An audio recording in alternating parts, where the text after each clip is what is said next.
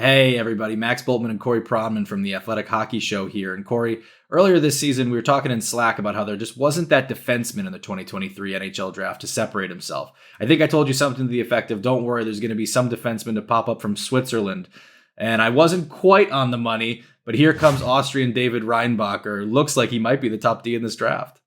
And playing in Switzerland, so you were close enough. Okay.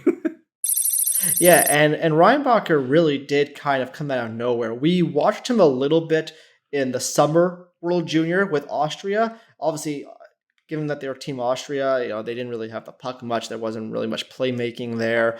You noticed him. You thought, oh, he's big, he skates well, but you didn't really notice much outside of that.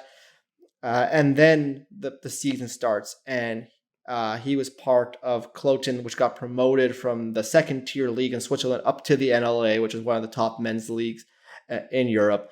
And he starts playing a big role, and offensive numbers are starting to come. And that's when the interest really starts to skyrocket in NHL circles. He goes to play with the national team in November, the Austrian senior national team. He plays very well. Goes to the World Juniors, plays very well. Goes back in the second half of the season. He keeps putting up numbers, keeps playing big minutes. His NLA team, which we thought would be a bottom feeder, is not a bottom feeder now, actually, while he's playing a big role on that team. It all has kind of snowballed into him now being the likely first defenseman picked in the 2023 NHL draft. What are the tools that people are seeing when they're going and watching him in that kind of role? Because when you look at a big red shot defenseman who can skate a little bit, that's usually a pretty good place to start for NHL teams. Right. It's the size. It's the skating. I think he competes well. I don't think he's a killer, but I think he's physical. He's a really good defender. His gap work is excellent. He kills a lot of plays at a really high level already. His defensive play is actually quite polished. And he's shown he can shut down good players in that league. And the puck play is pretty good. I don't think he's going to be like a dynamic offensive player in the NHL.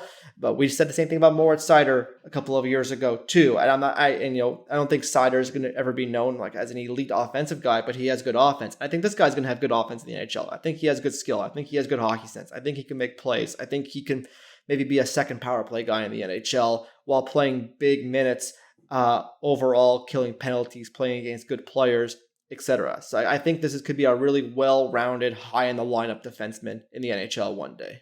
There have been other D who have risen over the course of the year too, but is Reinbacher at this point, is he a slam dunk to be the top D in this class?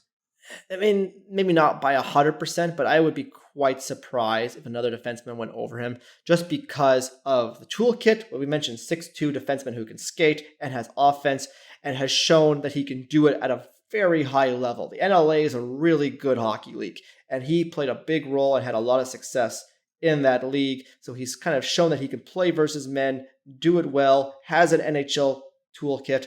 I would be, to be frankly, quite surprised if he wasn't a top 10 pick, and surprised if he wasn't the first defenseman off the board, because the other alternatives, are Dmitry Simashev, Axel Sandin Pellikka, Oliver Bonk. These are all good players, but in the case of Simashev, he has a Russian variable. And in the case of like Bonker, they're similar, but this guy I think is just better in several aspects. And Sandin Pellikka is a 5'11" offensive-minded defenseman. This guy has a lot of offense already, and he's 6'2" and can skate. So I just don't see a path where he's not the first defenseman picked.